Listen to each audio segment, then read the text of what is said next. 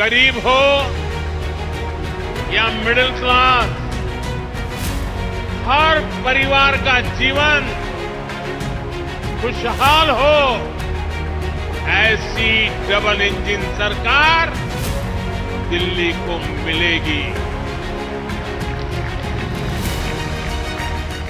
दिल्ली विधानसभा चुनाव में प्रधानमंत्री नरेंद्र मोदी का करिश्मा खूब सिर चढ़कर बोला। बीजेपी की इस बम्पर जीत में मोदी मैजिक कारगर साबित हुआ है।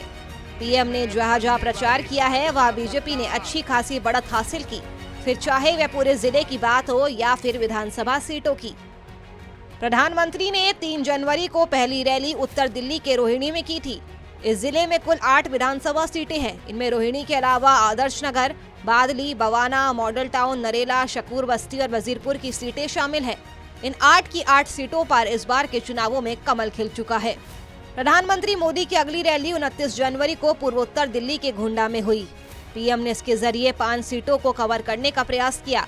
इन सीटों में घोंडा के अलावा गोकुलपुर, करावल नगर, मुस्तफाबाद और सीलमपुर की सीट शामिल रही। इनमें घोंडा, करावल नगर, मुस्तफाबाद पर कमल खिल चुका है। प्रधानमंत्री नरेंद्र मोदी की अगली रैली 31 जनवरी को दक्षिण पश्चिम दिल्ली क्षेत्र में थी। पीएम ने यहां द्वारका सीट पर चुनाव प्रचार के जरिए 7 सीटों पर बीजेपी को जीत दिलाने की कोशिश की। इनमें द्वारका के अलावा बिजवासन, मटियाला, नजफगढ़, पालम, उत्तम नगर और विकासपुरी की सीटें शामिल थी। इन सभी सीटों पर बीजेपी ने जीत हासिल की। प्रधानमंत्री के चुनाव प्रचार के दौरान आखिरी रैली नई दिल्ली जिले में हुई।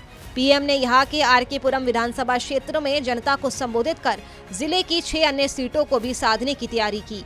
इनमें दिल्ली कैंट, ग्रेटर कैलाश, नई दिल्ली, पटेल नगर, आरके पुरम और राजेंद्र नगर सीट पर प्रभाव छोड़ने की कोशिश की। पटेल नगर और दिल्ली कैंट को छोड़कर सभी सीटों पर कमल खिल चुका है। साथियों, आज की ये ऐतिहासिक विजय है। ये सामान्य विजय नहीं है। दिल्ली के लोगों ने आपदा को बाहर कर दिया। बहरहाल दिल्ली विधानसभा चुनाव में बीजेपी के प्रचार का सबसे बड़ा चेहरा खुद प्रधानमंत्री नरेंद्र मोदी रहे और दिल्ली के चुनावी नतीजों ने इस बात पर भी मुहर लगा दी है कि लोगों के बीच आज भी प्रधानमंत्री नरेंद्र मोदी का जादू कायम है। सूर्य समाचार के लिए ब्यूरो रिपोर्ट।